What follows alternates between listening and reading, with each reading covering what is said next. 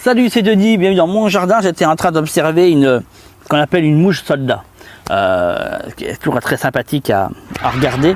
Là, je voulais qu'on regarde un petit peu aujourd'hui la question des légumes perpétuels. Les légumes perpétuels sont les éléments qui, à mon sens, devraient être présents dans tous les potagers.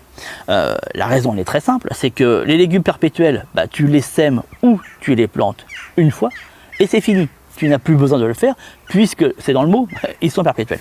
Et le deuxième avantage, c'est qu'en majorité des légumes perpétuels, tu vas avoir de la production sur l'année.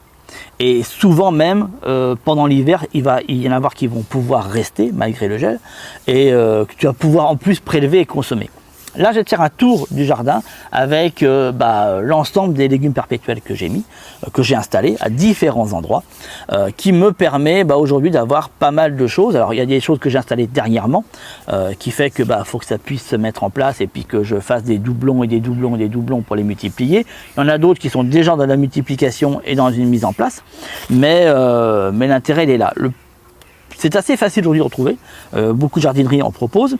Et tu le trouves même par correspondance, comme par exemple sur des sites internet où il suffit de taper dans un moteur de recherche comme Google légumes perpétuels, tu vois, il y a des listes qui te sont proposées et très souvent rattachées à des produits que tu peux commander.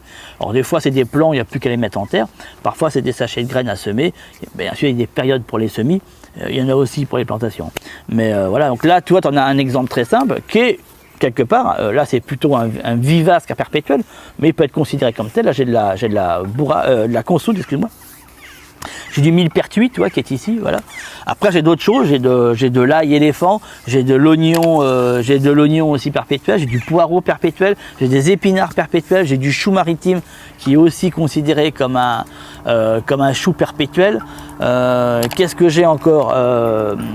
J'avais ma liste et puis je l'ai zappé. J'ai mes poireaux. J'ai aussi des poires de terre, je vais te montrer ça juste après. J'ai la poire de terre aussi, j'ai un avion qui passe aussi, ce qui est assez sympa. Oui, excuse-moi, j'ai fait une coupure parce qu'avec l'avion c'est ingérable. Donc après il y a d'autres, il y a plein d'autres, il y a toute une liste qui s'y rapporte. Mais l'avantage il est là, c'est que si tu veux, c'est des légumes qui en grande majorité sont issus de la souche, si tu veux, originale. En l'occurrence, le chou maritime, il n'y a pas autre chose, c'est vraiment le chou de base sur lequel tous les autres se sont greffés. Ce qui fait que tu retrouves quelque part, j'ai envie de te dire, la préhistoire du légume, si tu veux, voilà, le côté original du truc. Ce qui n'est pas inintéressant. Après, derrière, faut être aussi honnête et dire les choses jusqu'au bout, c'est que les goûts sont très différents. Par exemple, l'épinard perpétuel que je cultive, le goût est vraiment très différent de l'épinard classique que l'on sème et qui va pousser, qui va vite monter en graines et qu'on devra refaire régulièrement. Donc qui est un épinard plutôt annuel, d'accord. Annuel, c'est-à-dire que tu le ressèmes tous les ans, d'accord. Et puis vivace, si tu le mets une fois, là, toi, cette plante elle est vivace, tu la mets une fois et en hiver par le gel, elle va quelque part les feuilles vont faner, vont se décomposer et au printemps suivant ça repart, voilà, tous les ans ça repart. T'as pas besoin de le remettre. Le millepertuis en fait partie aussi, tu vois, voilà. C'est pas la peine tous les ans d'en remettre, voilà. Il va effectivement se faner à l'hiver et au printemps suivant il repart. Les légumes annuels, c'est pas le cas. Par exemple, là, j'ai du souci officinal qui est ici, tu vois, c'est une plante annuelle.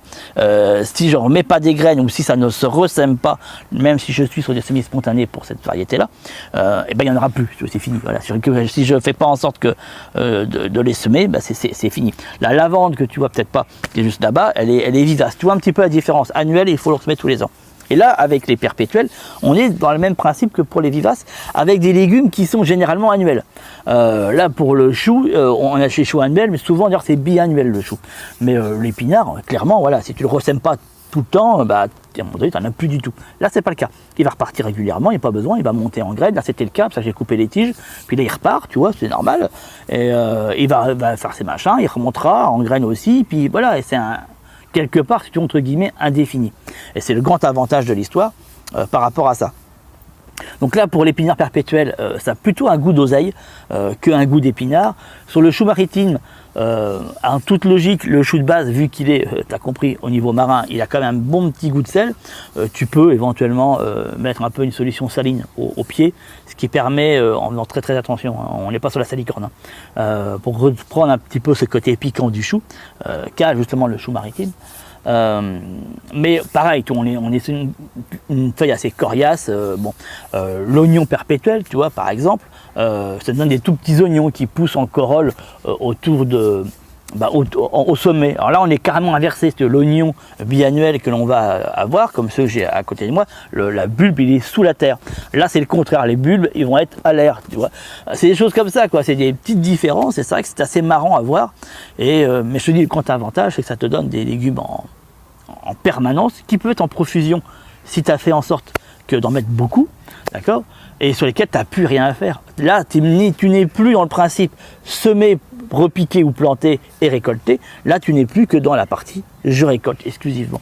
Donc, je pense pour ma part que c'est important d'en mettre. Bien sûr, vu que gustativement c'est un peu différent, et encore, j'ai envie de te dire, c'est une habitude à prendre, c'est comme beaucoup de choses, tu pourrais concevoir d'ailleurs un potager exclusivement en légumes perpétuels. C'est totalement faisable et je pense pas que c'est inintéressant non plus à le faire. Mais c'est un bon complément, c'est ça que je voulais te dire, qui permet au potager d'avoir des différences et puis d'avoir, quand il y a des moments un peu mâche maigre, tu vois, où des choses sont un petit peu loupées, ou des retards, des choses qui prennent un peu de retard, malgré tout d'avoir quand même quelque chose, parce que le perpétuel, lui, il va donner tout le temps, si tu veux.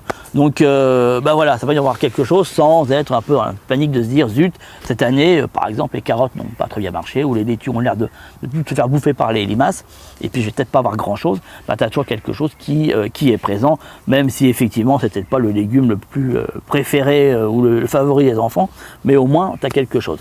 Voilà un petit peu, je te dis à très très vite, tout est en description, ciao ciao.